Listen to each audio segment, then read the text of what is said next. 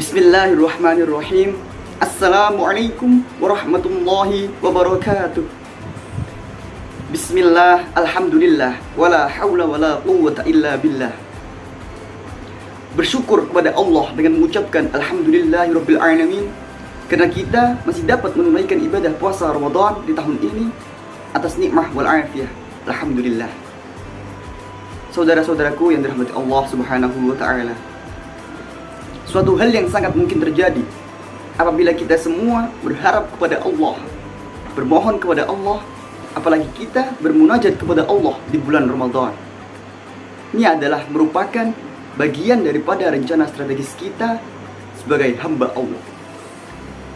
Maka Allah berfirman dalam surah Al-Hasyr, A'udzu billahi minasyaitonir rajim.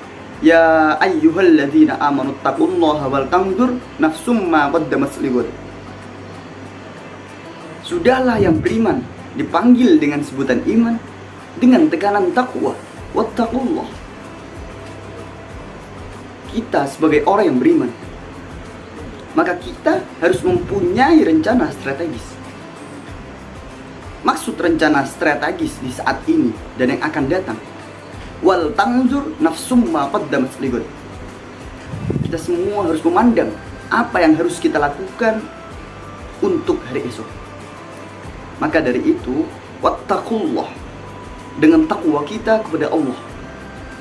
Karena bagaimanapun, watazawwadu fa inna khairaz zadi taqwa.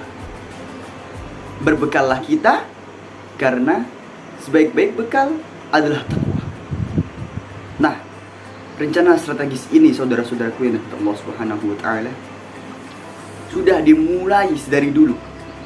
Ketika Rasulullah diangkat oleh Allah menjadi seorang rasul, khatamul anbiya, Allah memerintahkan Iqra. Bagaimana bisa membaca sedangkan Rasulullah adalah orang yang ummi, tidak bisa membaca dan tidak bisa menulis. Iqra bismi rabbikal ladzi khalaq. Rasulullah belum paham atas kehendak Allah tersebut. Dan malaikat Jibril pun masih juga melanjutkan atas firman Allah yang disampaikan, khalaqal insana min 'alaq. Rasulullah pun masih juga belum paham.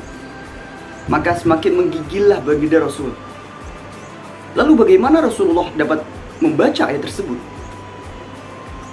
Rasulullah dapat membaca ayat tersebut dengan suara yang terang dan jelas, kata per kata, kalimat per kalimat. Yang kedua, Rasulullah tidak memaksa untuk membaca terus atau menerus, pelan-pelan. Yang ketiga, Rasulullah memanjangkan bacaan sesuai dengan hukum tajwid. Yang keempat, Rasulullah membaca dengan suara yang lantang dan terkadang dengan suara yang lirih. Dan yang kelima, Rasulullah membaca tersebut dengan suara yang indah dan merdu. Subhanallah. Maka, Iqra wa rabbukal akram. Ini adalah rencana strategis yang pertama. Iqra wa rabbukal akram. Bacalah dan Tuhanmu lah yang maha mulia.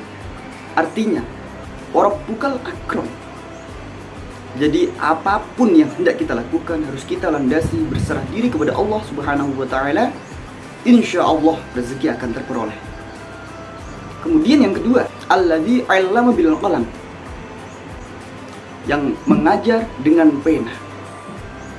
Artinya, ketika kita sudah mempunyai rencana strategis, maka harus kita konsep. Alladzi 'allama bil qalam ini dituangkan dalam bentuk konsep. Kalau kita memang tidak mempunyai konsep, di buku-buku ada, di kitab-kitab pun ada. Entahlah kita berotodidak atau kita mendapat petunjuk dari guru-guru kita, yang dipelajari dari guru-guru kita, itulah yang harus kita jadikan konsep. Maka dari itu, saudara-saudaraku yang dirahmati Allah Subhanahu wa taala, 5 tahun, 10 tahun, atau bahkan berpuluh-puluh tahun yang akan datang, apa yang harus kita lakukan? Apa rencana strategis kita? Apa konsep kita untuk masa depan? untuk diri kita sendiri, dan yang terutama untuk hari akhir. Dan jangan lupa, mengawali semua itu harus kita landasi berserah diri kepada Allah Subhanahu wa ta'ala.